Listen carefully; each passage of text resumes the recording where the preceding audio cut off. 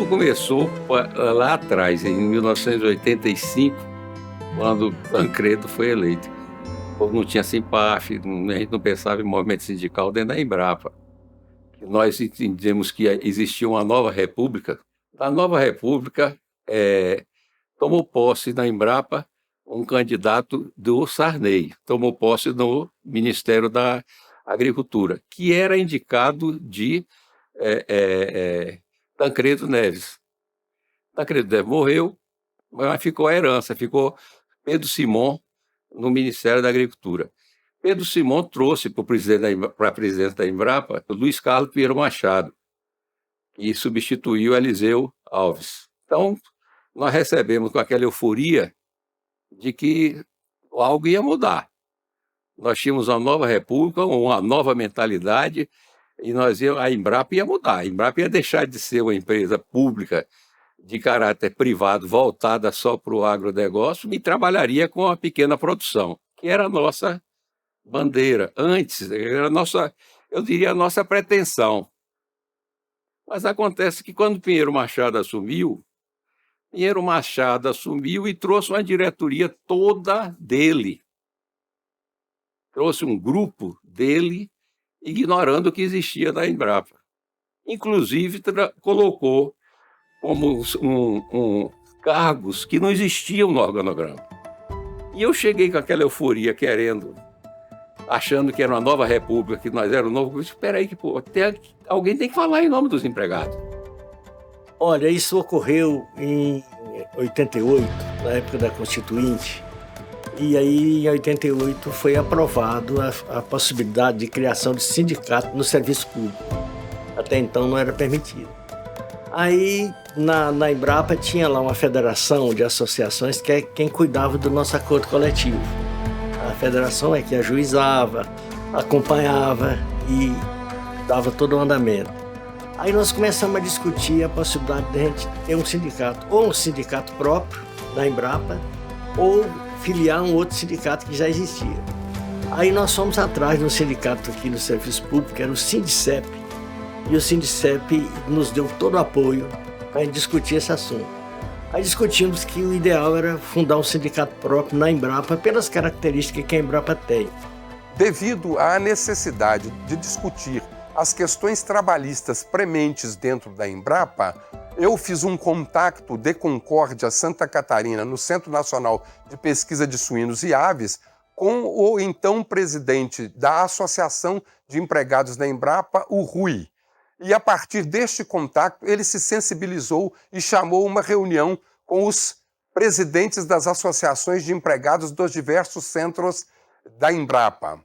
Nós nos reunimos em Brasília e decidimos que seria necessário criar um sindicato para os empregados da Embrapa. Em princípio, deveria ser um sindicato de pesquisadores, mas, pela discussão, entendemos que o sindicato deveria assambarcar todos os empregados da Embrapa. O Rui, então, convocou todos os empregados, todos os presidentes das associações de empregados da Embrapa para uma reunião para discutir o assunto e comunicou ao presidente da Embrapa e a todos os chefes de centros da Embrapa. A partir daí, nós realizamos uma nova reunião que culminou com a fundação e a criação do Simpaf. O Aloysio era um representante interino, ou o presidente interino, mas ele não foi homologado pela base. Então, quando o Aloysio vem com a ideia e tal, vamos formar uma chapa, forma uma chapa Eu não estava lá. Eu estava em casa tomando vinho. E não estava tomando pouco vinho, não. Eu tinha tomado mais de uma garrafa. O Vicente me telefona e diz: Alípio, nós estamos compondo uma chapa e colocando seu nome como vice, de Elino. O vice não manda nada, o único vice que mandava era Aureliano Chaves, nesse país. Então, como já havia essa história do que o vice era uma figura decorativa, me coloque aí. Não vai valer nada, me coloque aí. Mas no dia seguinte, a chapa foi eleita. Aí eu não participei da eleição. Vicente me telefona, Vicente Moura, me telefona: Alípio, nossa chapa foi eleita. Eu disse: puta que pariu, o que é que nós vamos fazer agora? E aí fizemos uma reunião em que foi feita a posse, foi dado posse a Elino, e eu como vice. Aí eu disse, ó, então vamos organizar esse negócio. E nisso, o primeiro congresso foi muito interessante porque ele tinha vícios muito visíveis, né? As pessoas foi muito curioso que tinham duas chapas que foram concorrentes. Tinha a chapa do Elino e tinha a chapa do Luiz Antônio Barreto de Castro, que eram dois pesquisadores. E nessas chapas tinham pessoas excelentes do ponto de vista político, sindical, nas duas. E, por outro lado, também tinham pessoas que não tinham nada a ver nas duas. A fundação do sindicato ela veio por conta da Constituição de 88. Naquele período, antes da Constituição, quem celebrava o acordo coletivo da Embrapa era a FAE, a Federação. Então, depois da Constituição, a Federação não podia mais fazer os acordos coletivos, tinha que ser o sindicato, por conta das empresas públicas, ainda pela CLT, essas empresas têm que ter um sindicato. É o que dizia a Constituição Federal. Agora, o que eu acho que foi bem interessante é que, como o Simpaf ele teve uma raiz muito forte no movimento da Associação dos Trabalhadores Funcionários, né, da FAE, nas AES e na FAE, ele veio também com um ranço de organização das associações dos empregados da Embrapa. E era um ranço assim, tinha muito pouco politização, tinha uma prática do fazer política, uma prática muito complicada, era muito em cima das pessoas, das relações muito pessoais, né? O que me marcou enquanto presidente do Simpaf foi a realização de uma primeira greve dentro da Embrapa, uma vez que o presidente da Embrapa ainda não reconhecia o sindicato como uma realidade. Nós tivemos, para alcançar alguns objetivos, que realizarmos uma greve. E esta greve foi muito marcante para mim, porque eu tive que percorrer todas as unidades de pesquisa da Embrapa num espaço de 1 mês de paralisação de toda a Embrapa. Isso me cansou muito, me desgastou muito e marcou muito, porque eu tive que ter um desgaste com um ex-colega meu, formado aqui na universidade, que então era o presidente da Embrapa. A primeira diretoria do Simpaf foi uma diretoria provisória com mandato de 8 meses. E essa diretoria é uma diretoria simplificada. Ela tinha o presidente, o vice, tesoureiro, secretário. Era uma diretoria muito reduzida. E nós criamos, na época, um conselho no Simpaf, e depois, mais tarde, veio a ser substituído pelo diretor regional. Seção sindical não tinha só no estatuto, mas não tinha na prática. E a gente teve que fazer um grande trabalho para implantar essas seções. Aí tivemos que recrutar pessoas para nos ajudar aqui a estruturar o sindicato. Aí eu fui buscar a Cida, Maria Aparecida, lá no centro de Senagem, Centro de Recursos Genéticos. Agora, de política ela não entende nada. Ela não sabe nada, muito menos de sindicato. Mas vamos lá, vamos conversar com ela e tal. O Simpaf era muito precário. Ele começou a funcionar numa salinha, que eu era o presidente da associação, e aí teve a eleição, a gente não tinha estrutura, não tinha dinheiro, não tinha nada. Aí, mas nós precisávamos funcionar, precisávamos abrir as portas. Nesse movimento, Elino tem uma crise de hipertensão. Aí nós ficamos em pânico. Como é que vai fazer? Eu levei Elino para o hospital de base. Quando chegou aí, a pressão estava 22/16, um negócio assim. Volta para casa, Elino teve outra crise de hipertensão 2 dias depois, ou 3, eu não me lembro bem exatamente o que foi. A família dele começou a ficar preocupada demais. Aí, poxa, Elino, como é que fica? E de repente a família disse, não fica. Elino renuncia, porque não tinha condições físicas. Quem assume? O vice. Quer dizer, me cai no colo por coincidência a presidência do Simpaf. Vice que achou que não ia fazer nada, porque vice não faz nada. Eu achei a princípio que vice não era para trabalhar, era para ficar de fora. Mas naquela altura eu já estava me envolvendo. Bom, aí nós fomos para a Embrapa e nos credenciamos lá como representante do sindicato, apresentamos documentação, disse, agora nós falamos em nome dos empregados. Aí nós começamos a trabalhar e surgiu uma ideia. Ali, não tem seção sindical, como é que nós vamos fazer? Aí ele falou assim, Luiz, vamos fundar esse trem? Eu, vamos. Aí ele comprou um carro, na época comprou um Lada, que era carro russo, e nós saímos pelo Brasil a fundar a seção sindical. Começamos aqui por São Paulo e fomos pelo Brasil afora. E fundamos 50. Umas acabaram, depois foi fundida com outras, era um rolo danado. Aí um dia que nós estávamos indo na Bahia, o Alipo já estava meio cansado, porque ele era casado, e eu era solteiro, para mim estava tudo bem. Aí eu falei, Alipo, é melhor a gente ir embora, porque a dona Tânia vai te largar. Aí ele falou, Luiz, nós estamos na Bahia, né, em Salvador. Vamos passar em Cruz das Almas, fundar lá Cruz das Almas, e de lá nós vamos para Brasília. Aí fizemos isso. Aí viemos para Cruz das Almas, fundamos lá e nós viemos para cá. Aí metade do serviço estava pronto. E quando criou a direção nacional, criou a seção sindical do Nordeste. Foi a nossa primeira. Ela foi a anfitriã que saiu o Elísio na época, que era o presidente da seção, ele foi nomeado para presidente da seção uma comissão, porque ele foi ele que fez auxiliando todos os empregados, até em cadernetazinha, auxiliou os empregados daqui, depois saiu das unidades que já estavam se formando aqui pelo Nordeste e criando as seções sindicais. Tudo foi através aqui de Petrolina. Aí teve a primeira plenária do Nordeste, que foi em Juazeiro da Bahia. Durante as campanhas salariais, teve vezes eu sair viajando pelo norte e fazer todas as capitais do Amazonas em 10, 15 dias, sabe? Uma coisa assim maluca. Você fazer uma assembleia hoje em Manaus, daqui a pouco estava em Belém, daqui a pouco estava em Rio Branco, daqui a pouco estava, sabe? Assim, muita loucura assim, da gente poder estar no contato, porque praticamente cada diretor ia para um lado, né, para fazer a campanha. Então a gente tinha toda essa preocupação em estar nos lugares, né? Nós colocamos como primeira prioridade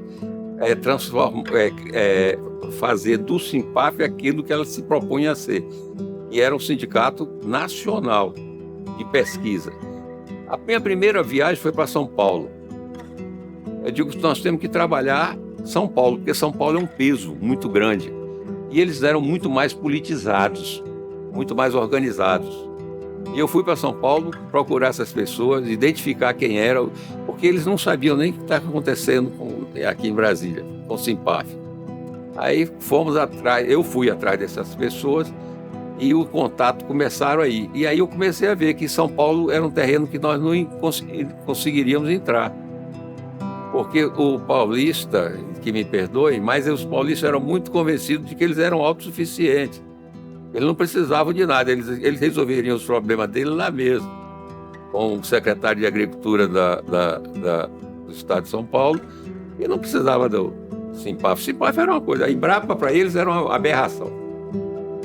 Nós descobrimos que nós éramos muito fortes e que pouca coisa para nós.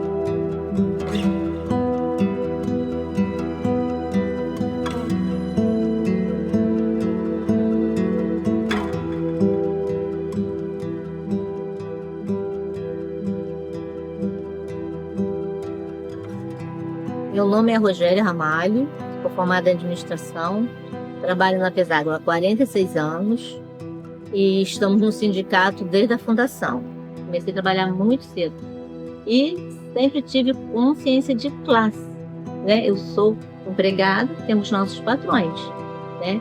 Quando o patrão é legal, dá o direito do trabalhador, ótimo, vamos trabalhar em harmonia, mas como não, como que a gente consegue isso? Só lutando, né? E para lutar você tem que conhecer seus direitos, você tem que estudar, você tem que entender, né? Porque senão qualquer coisa que te digam você aceita. E a gente não pode aceitar qualquer coisa que nos, né? Então, para a gente até argumentar em tudo na vida, para você argumentar com alguém, você tem que saber da história do outro, não é só o meu ponto de vista. A minha relação com o sindicato foi de aprendizado, né? Foi de aprendizado, porque a gente só aprende mesmo na prática. Então foi aqui, através dos cursos, dos seminários, das plenárias, fiz todos os cursos de formação sindical. Eu acho que hoje em dia, eu não sei nem se tem mais, né? Mas a gente não só ia, como convidava as pessoas, gente, vocês têm que participar para aprender para um dia vocês estarem na diretoria, né? Porque eu era novinha, tinha 19, 20, 21 anos, 22 anos, e eu gostava. Então, eu estou com o Simpaf desde a sua criação, que foi pela Alípio e a doutora Thalise, na época, ela era da AEP, Associação dos Empregados da Pesagro, e daí implantou aqui o Simpaf. Não tínhamos sede nem nada. E daí eu, sempre muito falante, nunca sosseguei, curiosa de tudo, uma boa relação com todos os meus colegas de trabalho e fora daqui. Então, bateu o meu jeito de pensar com dela, ela até mais velha do que eu, bem, até mais velha, mas ela via em mim que eu tinha uma garra de... Ela me contava algumas coisas, eu não tinha medo. Ela conhecia o pessoal do Simpaf. Pô, claro que vamos sim, vamos. Eu dava aquela força, né, ao pessoal de vamos fazer sim, vamos. Você me ajuda, ajudo. Porque, Então, como pesquisadora, ela tinha receio de chegar no pessoal administrativo, porque, né, pesquisador tido, a ideia é boba do pessoal. Então, eu, tipo, deixa a Sandra fazer essa parte com os administrativos, a gente faz com... que tinha na época a ideia de tudo que o pesquisador quisesse era em prol deles, e não dos funcionários. Então eu tive esse papel, que achei que foi importante, de ir a um, que o sindicato não seria para pesquisador, o sindicato seria para todos. Ali. É ali. Deixa eu ver se está aberto. Isso ali era um terreno baldio, um casarão Velho? velho. Aí demolimos o prédio velho que tinha aqui, demolimos Fizemos e novo. construímos essa sede aqui. A primeira construída pelo Foi. sindicato, na minha gestão, Aldair e Rogério. Túnel do Tempo. Ó, isso aqui era quando eu guardei algumas Quando coisas. a gente era magrinho, olha, que cabia. Ó, Rio de Janeiro, na Lapa. Segura aí, irmã. Segura aí. Vamos, como que a gente fazia? A luta continua, companheiro.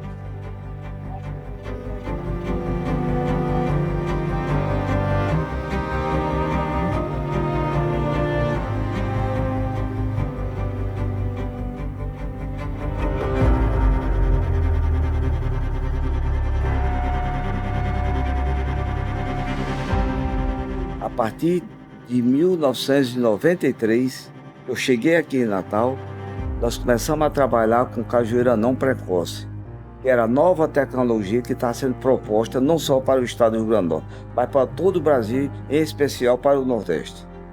Começamos a trabalhar e durante esse processo de 97 para cá, 30 anos, nós já lançamos aproximadamente 9 clones de cajueiro para o estado do Rio Grande do Norte.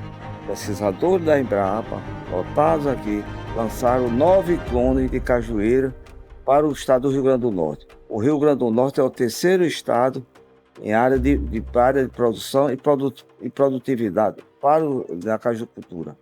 Mas a cajucultura é de grande importância para o estado do Rio Grande do Norte.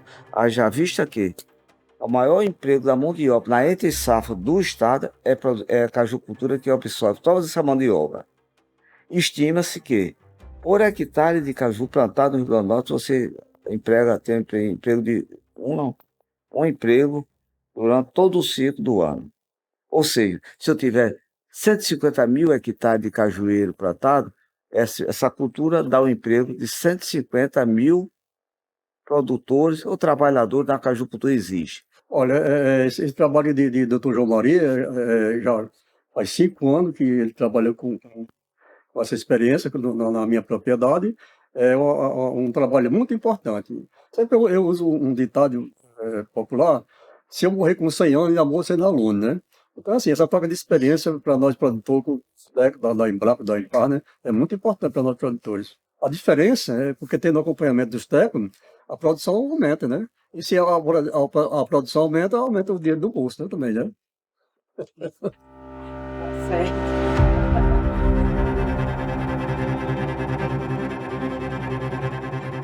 1989, o pessoal veio todo para aqui, nesse caso para Empar aqui, conversar, mostrar o propósito, a ação que deveria ser exercida, como a gente poderia se inserir, até porque naquele momento, a gente que estava na Empar, a Empar tinha o seu sindicato estadual, que é o SINAI, que está, até hoje está ligado.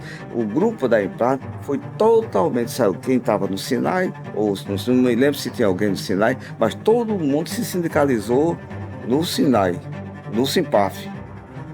Todo mundo sem exceção. E se você perguntar a qualquer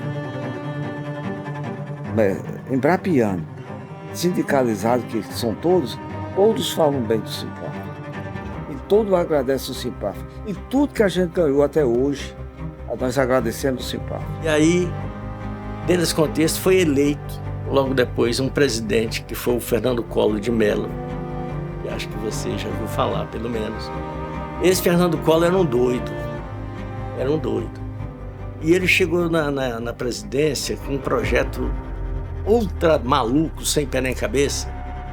E uma das primeiras medidas que ele tomou foi mandar cortar 20% do quadro da Embrapa. 20%.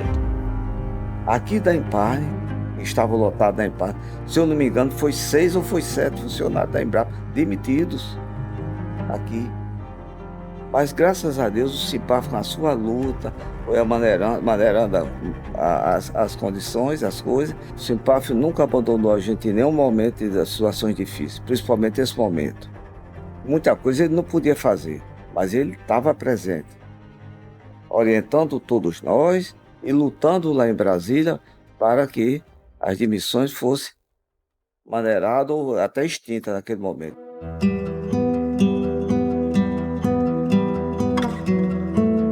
Nós tivemos a demissão de Elza Kunze Bastos, que era uma engenheira civil de Brasília, que ficou sendo mantida pelo sindicato e com a luta na justiça para ser reintegrada.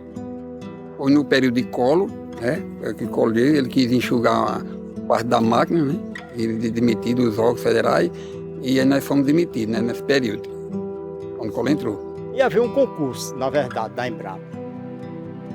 E nós íamos fazer esse concurso. A Embrapa nos chamou e ofereceu um cargo a gente, de funcionário rural, para que a gente não se submetesse ao concurso. E nós aceitamos. Mas com um mês demitiram a gente, então nós fomos prejudicados de todos os meios. Não fizemos o concurso, não ficamos trabalhando. Nós temos 4 anistiados aqui na nossa unidade. Eu me lembro da época do Collor, que anistiou foi até o vice-presidente da República na época, Zé de Alencar. Uma viagem que Lula fez no exterior, ele pegou, fez a anistia dos trabalhadores. Quando estava se acabando a minha produção de coco, eu recebi a notícia de que estava voltando. Isso aí foi uma ação do CIPAF. Foi o sindicato que entrou com essa ação, para que as pessoas retornassem ao seu trabalho, porque ali foi uma demissão arbitrária naquela época. E se eu não tivesse esse trabalho da Embrapa, os meus filhos, por exemplo, eu não tinha tido condições de botar em colégio bom. Meus filhos hoje são todos formados. Eu não tinha tido a condição, né? Se eu não tivesse sido anistiado. Por outro lado, também tem o SINPAF que nos deu um apoio para tudo isso, né? Você se via como fosse uma pessoa neutralizada sobre o meio da sociedade, né? Você desempregado, você não podia contar com muitas coisas, sua família, você via sua família não podia fazer muitas coisas. Um vínculo financeiro você não existia. E daquele momento você viu retornando e viu se ter as condições de suprir a necessidade do lar com sua família.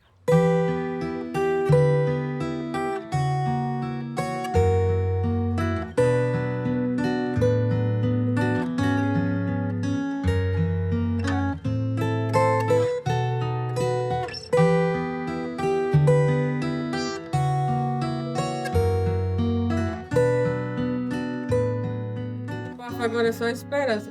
A esperança de rever, rever o dissídio que não nos foi dado, uma esperança de um plano de cargo, apesar da nossa empresa ter sido extinta, né?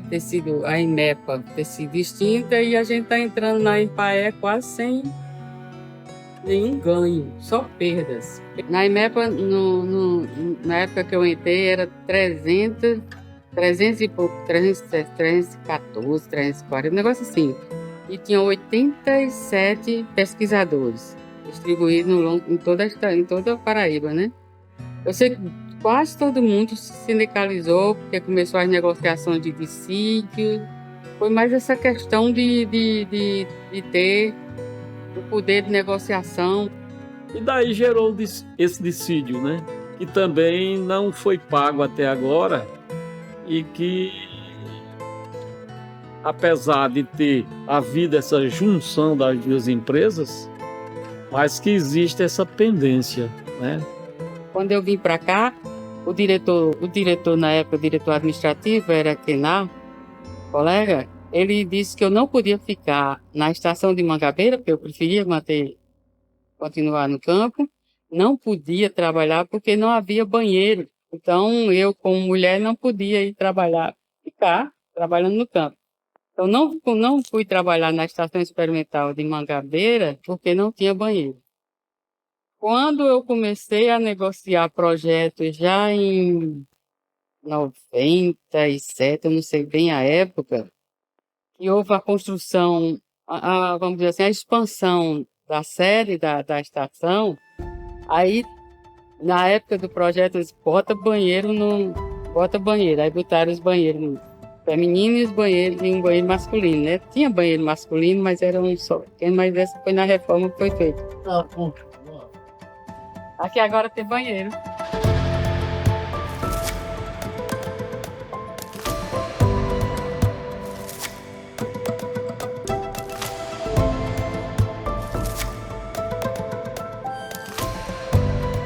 E vem um dos grandes momentos da história da minha vida, que foi ter criado a logomarca do Simpaf.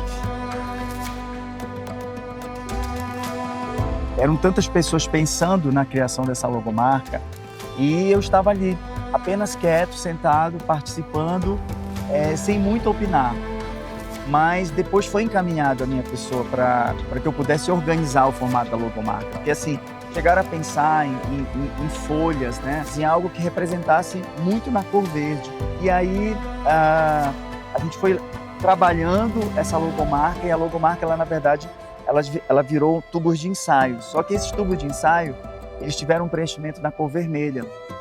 E nós precisávamos urgentemente de logomarca, eu lembro ali por volta do ano já de 92, para uma plenária do Simpaf.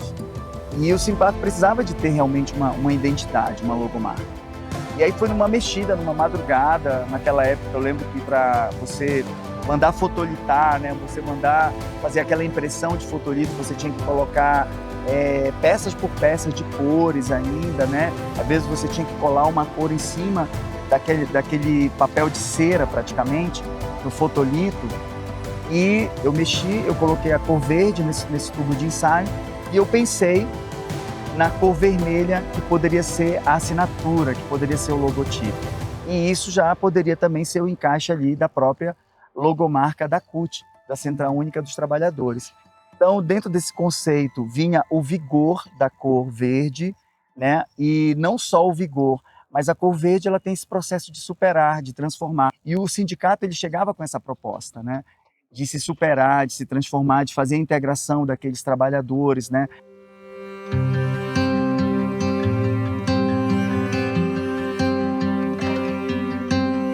Na época eu era técnico agrícola e formando em nível superior. Eu estava na área de fusão tecnologia, saindo da pesquisa de mandioca.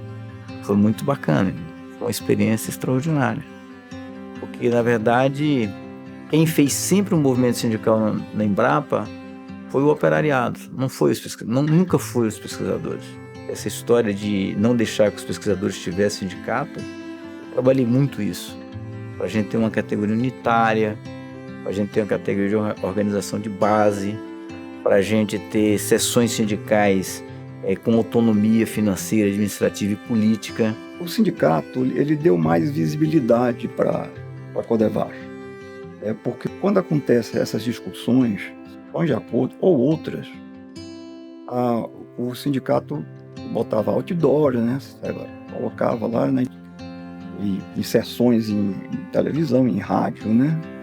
E a empresa ficava, né, sendo mais conhecida, né? Quem convidou a Codevasf para o Simpaf foi a gente aqui da Embrapa Semiada. Foi os trabalhadores aqui da Embrapa Semiada, da seção sindical, que foi na Codevasf e conversou com Jeremias, Deus até que está falecido, conversou com ele e chamou ele para o Simpaf. Aí chamou o Vilmar para vir aqui conversar com ele. Daí levou a proposta para o Congresso. A Codevasf entrar ou estar no Simpaf com o meu voto, porque naquela época o Sul e Sudeste não queria a Codevasf. O presidente era Vilmar Lacerda. Na época a Codevasf ingressou no Simpaf e Vilmar chorou, fez aquela lambança toda lá, para poder conquistar os votos do pessoal do Sul e do Sudeste. Mas como o Nordeste era a maior bancada, aí a gente conseguiu colocar a Codevasf no Simpaf. A base da Codevasf participava muito pouco da vida do Sindicep, e no nosso, participativamente. É uma extensão, um sindicato uno, né, com a Codevasf. Então, é muito importante porque são organizações de base nas seções sindicais, né? Então, se reúne com a direção nacional, sessões sindicais da Codevasf, você tem uma luta pronta, né? Eu costumo dizer que o Simpaf foi um até 2010 e outro de 2010 para cá. Mas eu digo isso porque foi um período onde tinha muito movimento ainda. O sindicalismo ainda era praticamente de rua, né? Carro de som, de boca. Hoje em dia é tudo rede social, se resolve tudo com uma reunião online, etc. Mas na época não, era carro de som, manifestação, carreata. Quantas carreatas a gente não fez da Embrapa até a esplanada aqui?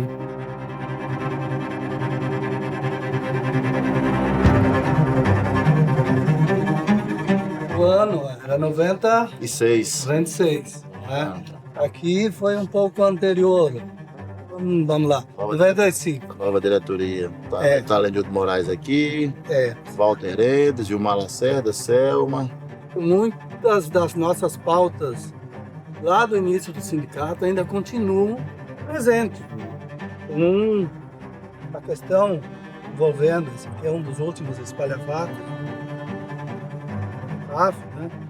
A gente teve muitas lutas e se mantém, né? Mantém. A gente fazia as manifestações da esplanada, articulações políticas, buscava um entendimento, às vezes, com alguma brevidade, podia até estar junto do presidente da República. Walter, e o que mais nos impressionava à época, né, era a vontade que a gente tinha de ser dirigente. Nós dialogávamos com a base, não tem esse negócio de ter medo de enfrentar, a gente dialogava, fazia as nossas greves, eram aquelas greves bonitas que você chegava na frente, não deixava ninguém entrar no portão, era aquela... Vamos passar um cardeano, dá um caminhão de brita.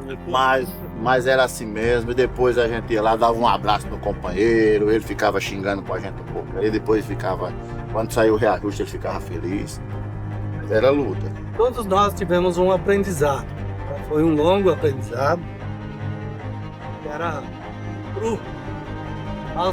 Nem sabia fazer uma assembleia, mas aprendemos a trabalhar, negociações, pontos, a diplomacia política. É verdade. Como é que você falava com Portugal, tinha que ter a dialética. Tinha que ter a dialética dele, né? Porque às vezes ele pensava de um jeito, né? Agia de outro, né? E a gente tinha que saber qual era o time para dialogar com ele. Era isso, Júlio? Então tinha que traduzir ele. Traduzir, né? Era uma coisa muito interessante, né? O sindicato, ao longo da sua história, teve muitas campanhas salariais. diferentes elementos que fizeram desencadear a campanha salarial, né? Alguns foram cenoura, foram galinha, abacaxi, banana também, né? Uma banana, foi muito legal aquilo, né? Uma banana. E a gente, em determinado momento, fizeram um enorme bolo, né? Como era uma comemoração, mas o objetivo era dar visibilidade para o sindicato, né? Foi feita toda uma estruturação para divulgação disso, como nós fizemos com todas as outras campanhas. Mas na campanha, enquanto direção nacional, quando eu estava dirigente nacional, nós teve-se a ideia de fazer a relação inversa, tá? Como era um momento muito tenso, de muita dificuldade, o país já enfrentava um monte de dificuldade e nós também, né? Não estamos longe disso, a gente teve a ideia de fazer uma campanha de não vai ter bolo, mas vai ter luta. E isso foi uma campanha que deu muito certo, porque as pessoas encamparam isso e começaram nas assembleias, nas mobilizações, a colocar esse mote, né? Não tem bolo, não vai ter festa, vai ter luta. Comecei minha trajetória no sindicato em Rondônia, né? Na seção sindical lá de Porto Velho, em Rondônia. Então lá eu conheci o Simpaf, aprendi muitas coisas lá em Rondônia mesmo, onde eu fui dirigente de base, né? Primeiramente dizer que a Embrapa é uma grande empresa, a Codevasf também, mas principalmente a Embrapa, as empresas estaduais de pesquisa, né, que são empresas que têm trabalhadores e trabalhadoras que são filiados ao Simpaf. Então a gente tinha um contexto muito interessante à época. Em nível nacional, quem era o presidente era Fernando Henrique Cardoso, FHC. E foi um momento muito difícil para nós, porque estava na moda a questão do neoliberalismo, né?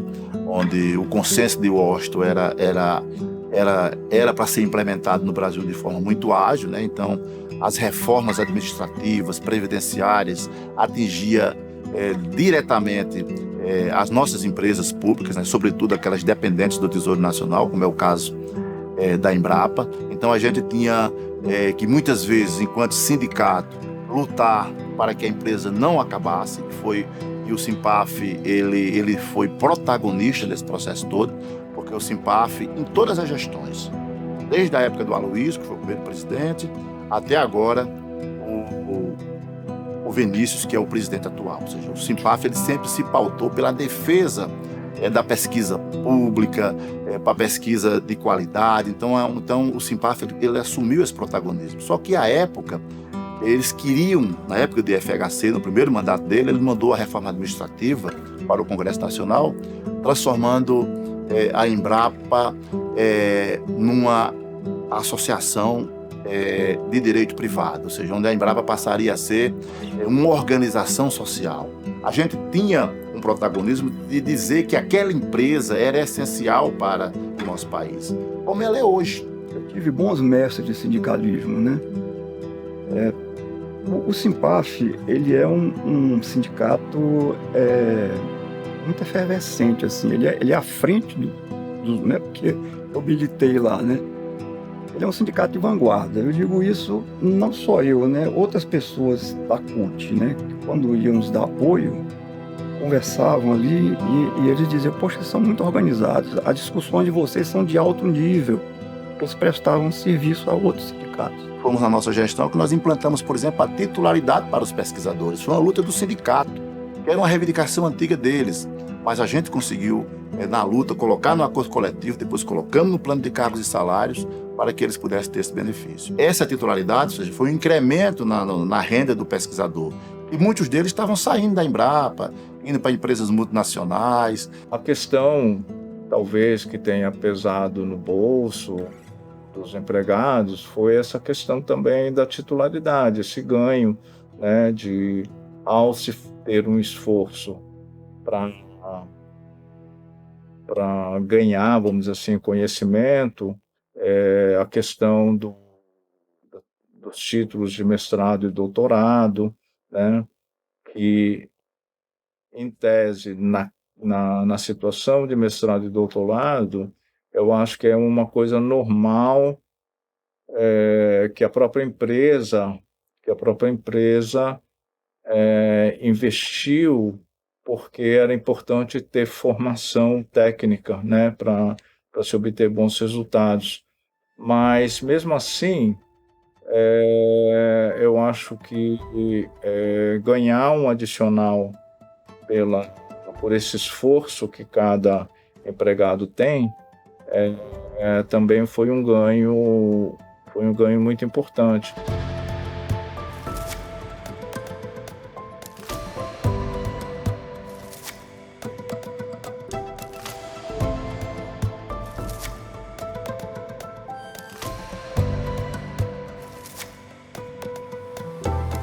Minha vida na Embrapa começou aqui pela Cerrados. Como começou também minha atuação no movimento sindical dentro da Embrapa, aqui na Embrapa Cerrados.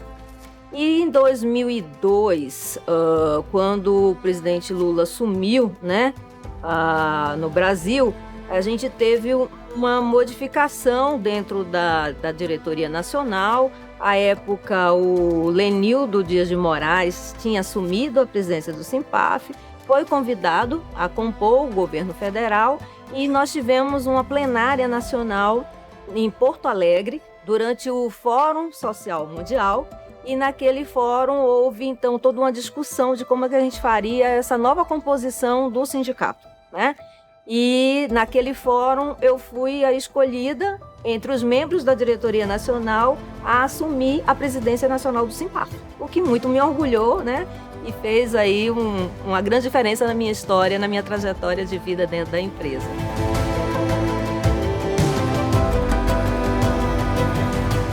Foi muito, assim, emocionante mesmo, né? Fazer essa recordação, né? Começar a recordar. E há 23 anos atrás, primeira Marcha das Margaridas no Distrito Federal, enquanto o Simpaf Nacional contribuiu na organização, nós fomos para a rua, mas nós éramos 5 mulheres. Hoje, né? Passados 23 anos, você vê que dessas 5 houve uma multiplicação, né? E de forma espontânea, né? As mulheres da Embrapa, da Codevasf, entendendo a importância de estar unidas, né? Como diz o mote, né? As mulheres são como água. Quando se juntam, ficam mais fortes. E essa é a realidade, né? Todo mundo participou, mas tinha uma entusiasta lá, que era a nossa diretora, Maria Aparecida, né?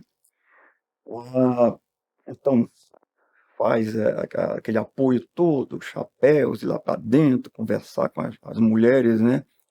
Ali eu vi que estava mudando, né, a coisa da mulher vir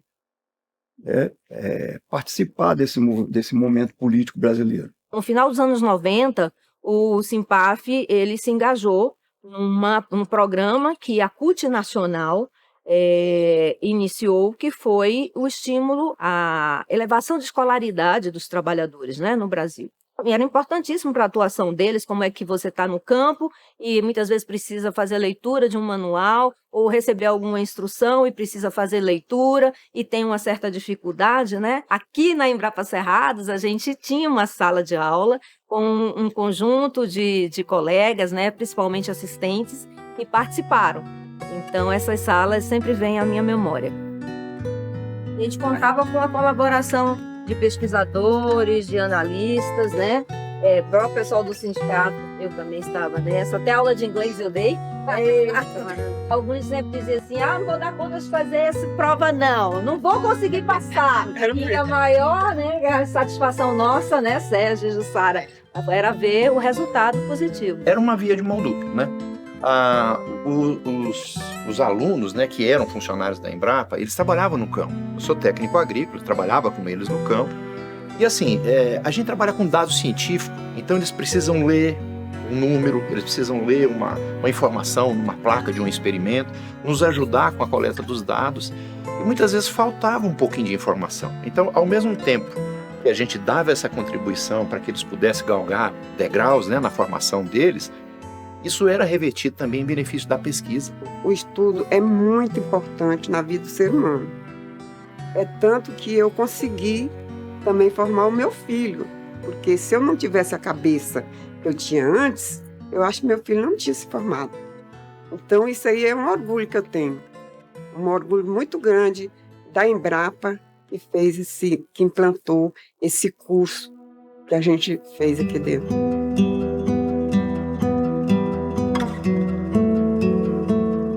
Na minha época, eu tive, vamos dizer assim, a felicidade de encontrar o governo Lula, os trabalhadores, e criou uma série de, vamos dizer assim, de aberturas para que se pudesse ter condições de negociação.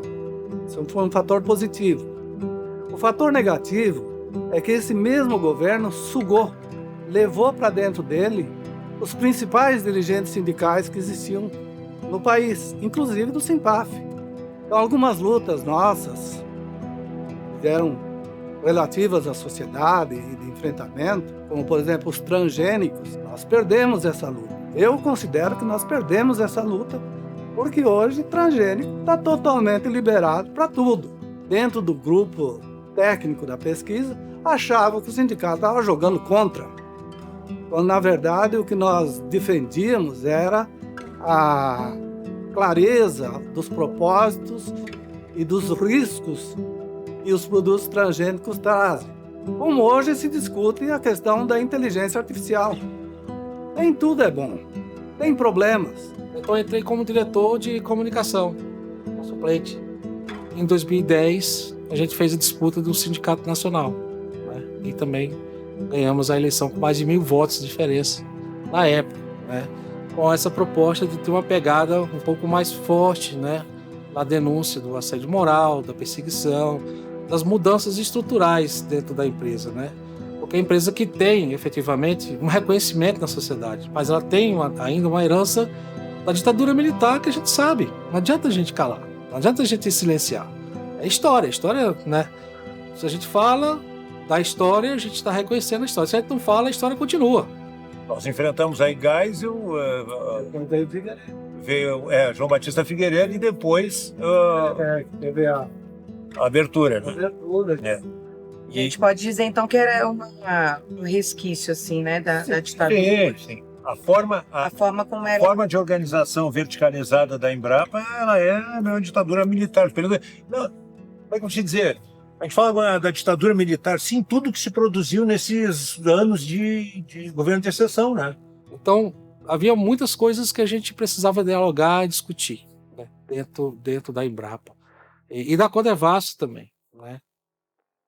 E a gente priorizou trabalhar a saúde do trabalhador como um tema transversal, onde, a partir desse tema de saúde do trabalhador, a gente estava discutindo mulheres, participação da mulher, a gente estava discutindo jovens, a gente estava discutindo trabalho análogo à escravidão, a gente estava discutindo assédio moral, né?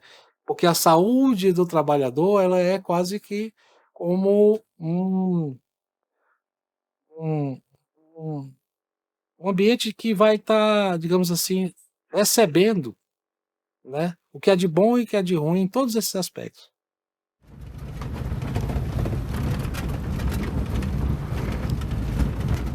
O documentário A Vida Não é Experimento foi uma iniciativa da nossa diretoria e conduzida pela Diretoria de Saúde do Trabalhador, né, nessa linha de que a gente queria promover o debate do trabalho digno. E a gente tem aquele que trabalha no laboratório, mas a gente tem aquele que trabalha lá no campo experimental, no meio da mata, né?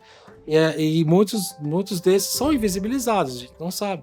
Então a gente precisava dar visibilidade também a esses trabalhadores que estavam lá fazendo cruzamento de Dendê, no meio da mata, no meio da Amazônia, né? Sofrendo risco de ataque de animais, etc, etc.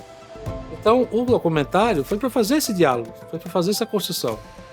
No entanto, a empresa entendeu que fosse um instrumento de fazer confrontação na época, na gestão da época, né?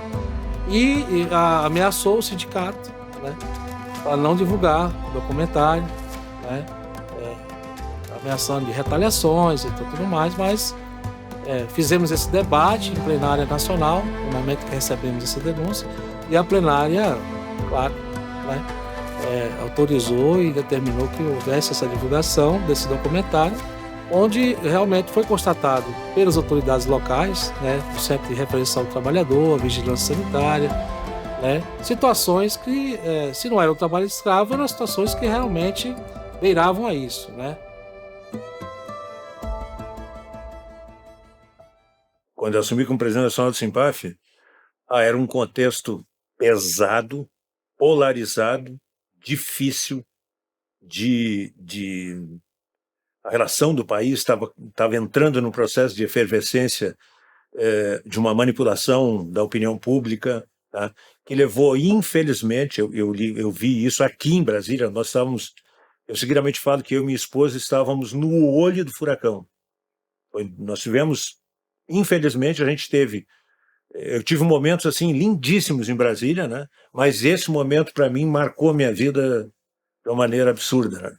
Porque a gente estava sentindo parte daquele momento de transformação. A gente vem de um momento difícil no país, a gente vem de lutas difíceis, de dificuldade de toda a ordem. A gente fez aqui a Marcha dos 100 mil, a gente foi... Cara, tá lá, tem um quadrinho perdido lá da Marcha de 100 mil e as pessoas não têm ideia do que aquilo significou pra gente. Hoje, por isso que eu falo dos dirigentes, né? Tem muito dirigente hoje que não tem ideia do que foi aquilo. O que a gente fez para ter aquele momento. Minha chegada no sindicato, primeiro que assim, eu acho que deveria ser o motivo e o momento de chegada de todos, né? Não que não possa ocorrer em outro momento. Mas foi exatamente no mesmo dia em que eu fui recepcionado na Embrapa para contratação. Eu sempre militei desde o meu primeiro momento, né? Sempre houveram momentos de muita luta, né? Nesse processo de organização dos trabalhadores e no Simpaf, nas empresas que o Simpaf representa, isso não foi diferente, né? Eu queria te dizer que é algo que, assim, que destacou para mim durante todo o histórico do Simpaf, uma luta que se destacou demais. E você bem lembrou que essa questão dos 15 minutos, né? Não me lembro uma mulher empregada da Embrapa que tenha ficado de fora dessa mobilização e se reunindo nas unidades da Embrapa e demonstrando a sua insatisfação com aquele momento em que a Embrapa passava a exigir os 15 minutos de descanso. As empregadas não entendem como um benefício a concessão desses 15 minutos como pausa obrigatória. Ao contrário, elas enxergam como um preconceito contra as mulheres, uma vez que esse benefício é somente para as mulheres. E o que era exatamente esses 15 minutos? Quando foi pensado esse descanso dos 15 minutos, justamente se pensava na condição de saúde da mulher, né? Entendendo que as mulheres precisariam, ao ultrapassar a jornada normal de trabalho, antes de iniciar uma jornada extra, elas precisariam parar e descansar 15 minutos. Nessa ocasião, a mulher ela não poderia, ela teria que parar, registrar o ponto e esperar 15 minutos para continuar a sua jornada extra. A luta é exatamente para que ele seja facultativo e que, em contrapartida disso, a gente está trabalhando e conversando para poder ter o benefício, então, para as mães com bebês até 24 meses de idade, que a gente possa optar, então, pela redução da jornada de trabalho de 8 para 6 horas, porque o tempo com os nossos filhos é realmente algo muito precioso. Na prática, isso se resumia à seguinte situação: ambos ficavam 10 horas na empresa, porém a mulher ganharia 1h45 de jornada extraordinária, porque 15 minutos ela registrou o ponto e esperou para voltar a trabalhar, e o homem ganharia 2 horas. Então era um absurdo de fato. O envolvimento das mulheres foi histórico, magnífico, porque quando elas estão presentes na luta, os resultados são muito mais positivos, porque de fato elas se doam, elas são guerreiras, elas são fortes, são inteligentes, e aí o resultado também aconteceu por conta da dedicação e do envolvimento das mulheres. Eu participei do movimento estudantil da Universidade Federal do Paraná, né? Eu sempre assim, muito ligado nessas questões, né, do que está acontecendo na conjuntura, né, no dia a dia. Terminei meu curso, né? parei, né, dei um tempo nessas questões mais, né, de estar envolvido com movimentos, né, entrei na Embrapa, fui bem acolhido, vi que a Embrapa tinha uma série de conquistas, né, de benefícios, e fui me aproximando, participando das assembleias, do sindicato, né, mesmo porque, né, a gente, né, começa a ter uma visão diferente, né, quando participa de algum movimento. Eu tinha participado do movimento estudantil, comecei a participar ali também das assembleias, das reuniões do sindicato, mas ainda sem nenhuma pretensão, né, com relação à questão de integrar a diretoria do sindicato. Mas é que a gente vai vendo que essas conquistas, né, se você não estiver atento a elas, né, preparado para preservá-las, você pode amanhã perdê-las. Para mim, o sindicato é um instrumento coletivo para fazer a luta dos trabalhadores e das trabalhadoras, né? E essa construção do sindicato é uma construção cotidiana. Todo dia você tem que estar lá presente no sindicato, né? Porque a cada dia que passa, né, é um dia de conquista, é um dia de luta, mas pode ser um dia de perda. Eu acho que não só eu, todos os assistentes da Embrapa, a gente espera respeito. Em outros momentos nós fizemos campanha. Assistente também é gente. Quando a gente chegou, eu acho que não tinha mais trabalhadores, né? E com o passar do tempo foi diminuindo esses trabalhadores, então sobrecarregou os que já estão. Então, uma atividade que poderia ser feita por 5 pessoas, uma pessoa só tem que fazer. A questão da falta de mão de obra, ela sujeita aí, né, trazer a hipótese de uma terceirização. Uma terceirização resolveria o problema. E a gente enxerga que não, né? A qualidade do serviço é um serviço muito minucioso. A pessoa vai fazer uma simples capina, mas ela não pode cortar sequer uma planta do experimento.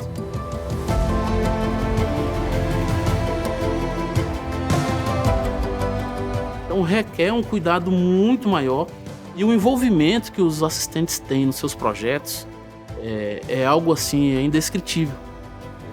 Às vezes a gente chega aqui dia de domingo, tem um companheiro que não está recebendo hora extra, ele não está demandado, mas ele veio aqui ver se a irrigação está funcionando. Porque ele quer ver o resultado final daquele experimento, daquele plantio que ele executou. E ele cuida. Então, assim, é uma questão até de amor envolvido no trabalho. A gente tem o comprometimento com aquele trabalho.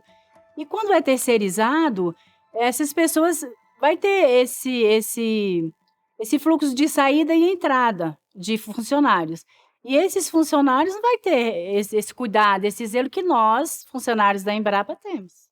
O sindicato se opôs, juntamente com a articulação com outros sindicatos, com a nossa central, a CUT, né, com parlamentares, né, dizendo, não, nós não vamos aceitar isso, nós vamos denunciar isso, né, qualquer projeto que a Embrapa tenha nesse sentido, né, nós iremos resistir, vamos lutar contra isso, né?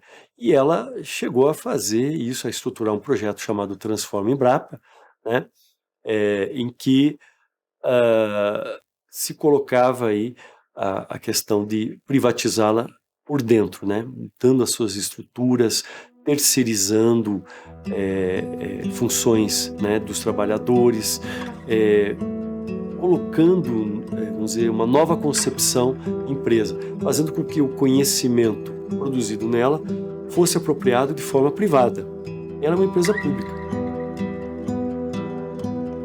Em cada momento da história a gente tem, obviamente, momentos conjunturais diferentes, né? As variáveis da política, da economia, enfim. E na nossa gestão, infelizmente, nós tivemos um momento bastante difícil, não só para o Simpaf, para todo o movimento sindical. Todo o movimento sindical sentiu muito isso, mas nós tivemos um resultado que eu avalio como positivo, que outros sindicatos também avaliaram. O Simpaf, assim como tantos outros sindicatos, se mostrou muito forte diante daquela conjuntura difícil de ataque à democracia, e o seu grande resultado naquele momento de luta foi resistir. E por isso, como no passado, resisto. Não esperem de mim o obsequioso silêncio dos covardes. No passado, com as armas e hoje com a retórica jurídica, pretendem novamente atentar contra a democracia e o Estado de Direito. Então, a resistência, ainda que em algum momento você não consiga um avanço, a resistência num período difícil é também um bom resultado. E naquele momento a gente resistiu junto com todo o movimento sindical. Estamos fortes agora para continuar na luta. Esse foi um outro prejuízo, né, para a organização dos sindicatos e, obviamente, para os trabalhadores, porque perdendo renda, obviamente, os sindicatos perdem força de atuação, isso é óbvio, né? Os sindicatos precisam ser financiados e o fim da contribuição sindical trouxe uma dificuldade para muitos dos sindicatos. E aconteceu exatamente nesse período também. Antes você tinha uma tranquilidade de que se você não negociasse não negociasse o acordo com a empresa, não fechasse um acordo em tempo hábil, a base de trabalhadores, né, das nossas ficaria tranquila. Por quê? Porque a ultratividade mantinha todas as cláusulas existentes no acordo até aquele momento. Só poderia mudar com a anuência das partes ou com eventual julgamento num dissídio. As coisas não são feitas, não são dadas para sempre, né? Elas podem mudar. Você pode ter momentos em que você pode perder conquistas, né, históricas, um simples acordo mal feito, né? A partir da mudança, da queda da ultratividade por uma decisão do Supremo, os sindicatos, e aí o Simpaf também, e aí os trabalhadores da nossa base, já não tinham mais essa malha de proteção. Passou a ser arriscado qualquer processo de negociação, porque se uma empresa chegasse na mesa de negociação e dissesse eu não quero mais negociar, você não tinha garantia da manutenção das cláusulas vigentes até aquele momento. Isso era muito ruim. Fazer sindicato durante a pandemia, né? E ainda durante um governo que não está preocupado em defender a vida. Nós, então, tivemos que nos reinventar, fazer esse sindicato de uma outra forma, né? Resguardando a distância social, o distanciamento social, fazendo as pressões na medida, usando instrumentos, né, diferenciados, né, usando muito as mídias, né, sociais, né, a comunicação, por meio da internet, né, do site, dos e-mails, né, de gravações, né, de vídeos, né, de áudios, e ao mesmo tempo também na esfera jurídica. Nesse momento da pandemia, o que nós procuramos fazer como princípio, afastar as pessoas. Nós lançamos na época a campanha de defesa da vida, né? O Simpaf em defesa da vida, que é o bem mais importante, né, que todos temos, né? Se não estivermos vivos, não conseguiremos trabalhar, né? Então, o primeiro bem a defender é a vida.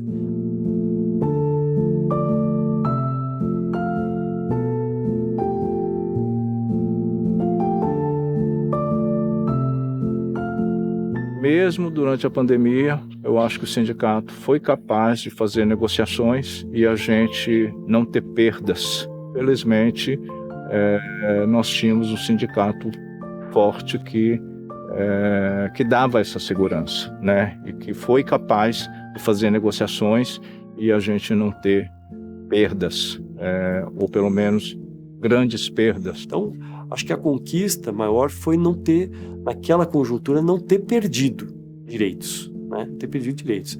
Ganha um fôlego, né? Preservando e afastando os trabalhadores, ganha um fôlego para um outro momento, né? O momento do final da pandemia. O sindicato, então, volta a atuar da maneira tradicional, da maneira, né, que nós conhecemos.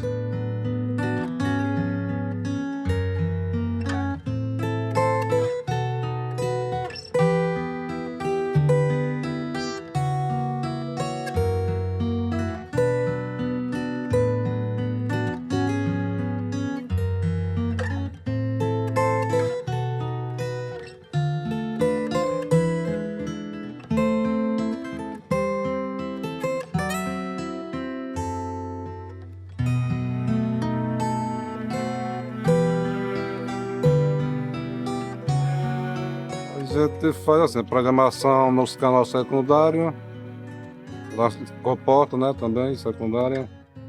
Faz visita nas estações, como o nome atrás do canal já deu, né, passa também, a obrigação a gente estar passando nos canais. Eu costumo dizer que existe, a Petrolão é dividida em duas situações, antes e depois, né? Antes do distrito e depois do distrito. O sindicato é importante demais, né? A empresa sem um sindicato, sem a gente não tem um sindicato confiliado, não tem como a gente procurar, não tem ninguém para gente socorrer. Fica o Léo, né?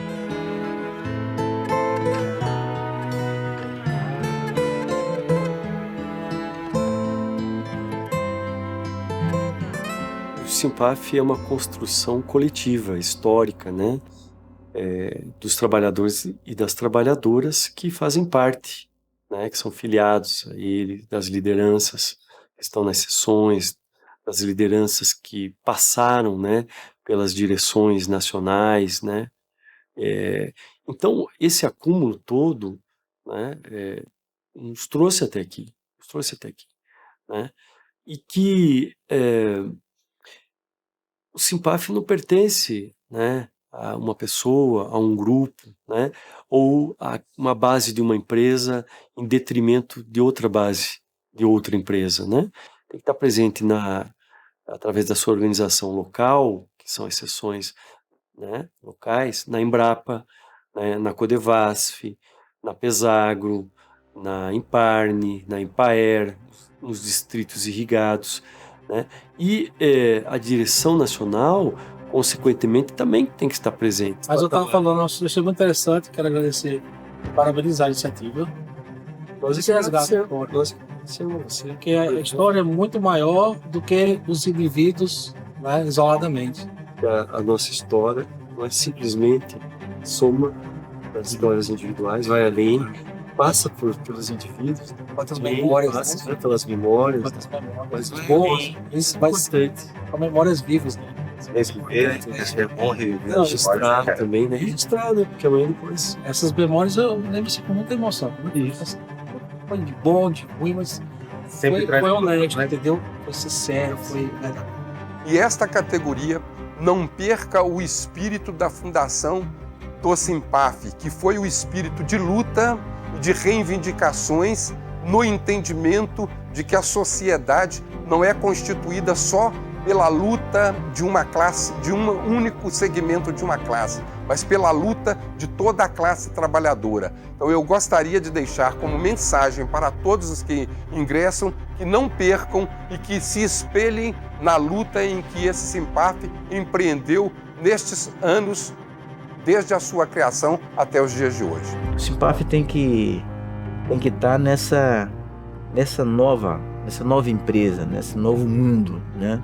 Um mundo digital, uma agricultura digital, uma agricultura de performance extraordinária. A ciência e tecnologia, ela precisa de um suporte do sindicato para garantir que a sociedade como um todo tenha, vamos dizer assim, se beneficie dos trabalhos, dos resultados. Eu acho que mesmo com a evolução da ciência, né, com a evolução da tecnologia, com a inteligência artificial, nós precisamos aprofundar o nosso debate de organização de base. O movimento sindical onde o Simpaf se insere está diante de um desafio brutal, e é acompanhar tentar ser um agente de intervenção diante das mudanças no mercado de trabalho. Mudou muito e vai mudar ainda muito mais. Então é por aí, eu acho que cada um tem sua história e a gente saber ganhar com essas histórias, né? Então o que é dificuldade hoje, amanhã não vai ser, amanhã vai ser um ganho. Então é por aí. Que os dirigentes tenham essa compreensão e que a gente consiga ter um sindicato cada vez mais forte. Eu gostaria que o pessoal não deixasse a bola cair, né? A peteca cair, né? A luta continuar é conseguir mais benefícios para a gente. e fazer valer que a gente existe, que a gente está aqui, que a gente está trabalhando. Aquele ditado, a gente usa aqui muito no Nordeste, quanto mais cabra, mais cabrito, né? Aí se você não é filiado, aí quanto mais gente filiado, mais o sindicato forte. Eu acho que é importante a gente se sindicalizar e estar atuante, estar participando nas decisões, nas assembleias, sempre buscando o melhor para todos, não é? Companheiros, vamos nos filiar ao Simpaf. Não perca tempo.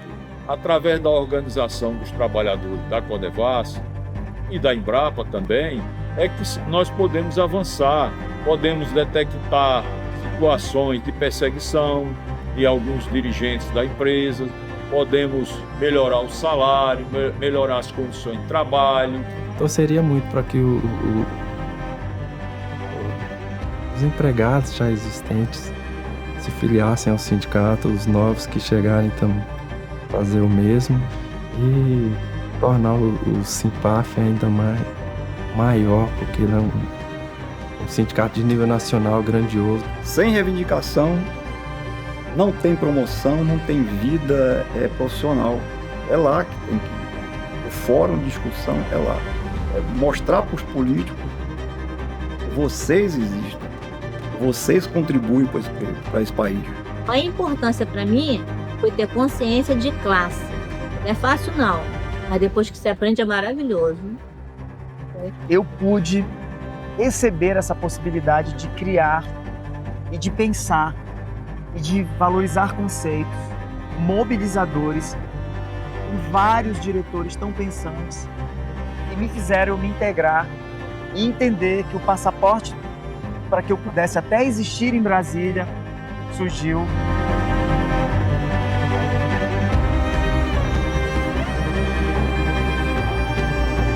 a partir dessa instituição chamada Simpaf. As minhas demandas, eu pedi ao Simpaf, ele nunca se negou e sempre teve o retorno. Qualquer presidente, sempre eu tive o retorno dele, a consideração. E eles sempre vieram aqui. Agora nós temos 5, com 10, com 15. Sempre o presidente do Simpaf esteve aqui. Estou falando que tenho 35 anos que sou filiado ao Simpaf. Só saio dele quando eu sair da Embrapa ou então quando eu morrer. Mas para mim é um prazer também, fazer parte dessa instituição chamada Simpaf. A história do Simpaf é uma história tão fantástica, de superações, que se a gente for contar tudo, dá para fazer um filme de 3 horas. O Simpaf é um sindicato de vanguarda e sempre será, porque ele tem o DNA da luta democrática. O Simpaf representa para mim uma vida, né? Eu tenho um grande apreço, um reconhecimento e sei que se não houver a organização sindical, os trabalhadores só têm a perder. Eles serão enganados, ludibriados, como vem acontecendo há séculos. A luta sindical, a sua concepção, ela é extremamente benéfica à organização social. E eu a defenderei até a morte. E a gente sofria, mas no final a gente terminava, se abraçava, chorava, entendeu? E a gente sabia que a gente tinha um futuro grande aí para lutar, para conquistar, né? E que, no fundo, esse trabalho também de fazer esse resgate dessa memória, de construir esse filme, né? Ele é um pouco isso também, é levar essa história para frente, para que os próximos que vão vir, né, possam também se alimentar dessa alegria, né? Não só de sofrimento, não só dessa dor, mas dessa alegria de sermos humanos e poder lutar pelo que é de mais belo na gente, né? Que é ser humano. Faz parte da nossa visão de futuro ter um sindicato atuante e poder dizer, olha, eu contribuí um pouquinho para essa luta, eu contribuí um pouquinho nessa história. Eu acho que foi uma escola espetacular para mim. O que eu aprendi com o Simpaf, eu não aprenderia numa universidade em 10 anos. O que eu aprendi com o Simpaf. A luta continua e eu acho que ela tem que continuar. Ela tem que continuar.